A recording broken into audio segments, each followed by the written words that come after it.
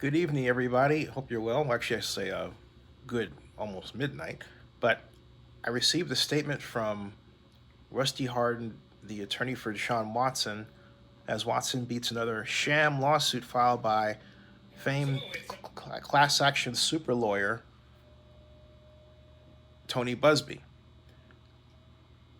The lawsuit he beat was filed in Brazonia County, Texas. Let me read you what I received from Rusty Hardin's office.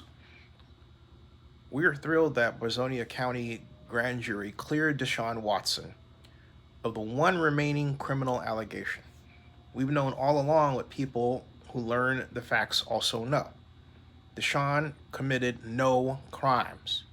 In fact, two separate grand juries now have found there wasn't even probable cause to believe he committed a crime.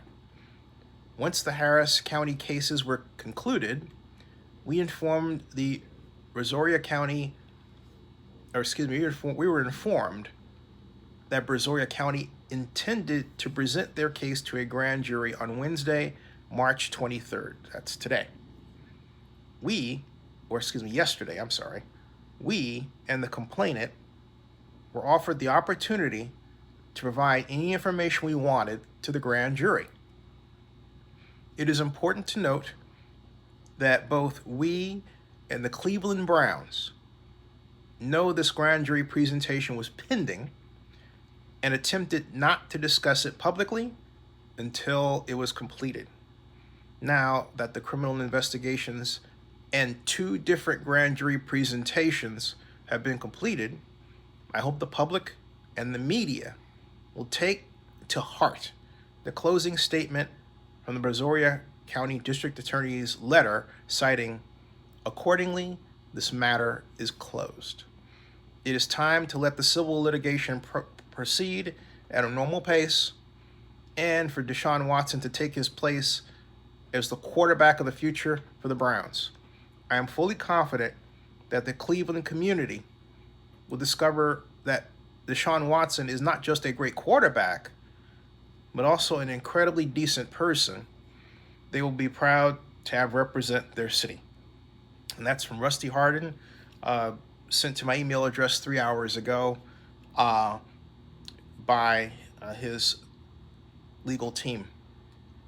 For those of you who need a reminder, approximately 2 years ago, Deshaun Watson expressed the desire to be traded away from the Houston Texans because the Texans refused to involve him in matters deciding who the next head coach and his boss would be. Fearing that they would have to cough up with part ways with $120 million investment,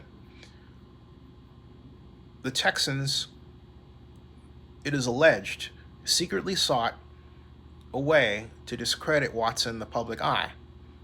To that end, there are a number of people who contend that Texans operatives hired famed class action lawsuit lawyer Tony Buzbee in Houston, most famous for his litigation against British Petroleum, to take up the matter of filing a class action law-style lawsuit against Deshaun Watson. It is also alleged and has been proven that in using this style, Tony Buzbee put himself in a position where he created a number of lawsuits that simply, in point of fact, did not exist. And in so doing, copied a style that class action lawyers commonly employ. They cast a broad net, allow anybody that wants to say that they were involved as a victim to say it, and then fashion a case that has very little proof but wows you with numbers like 22 lawsuits. So the media takes that number, spreads it around, and because the media is repeating what Tony Buzbee put out, that action itself creates fake legitimacy. That's what happened in this instance.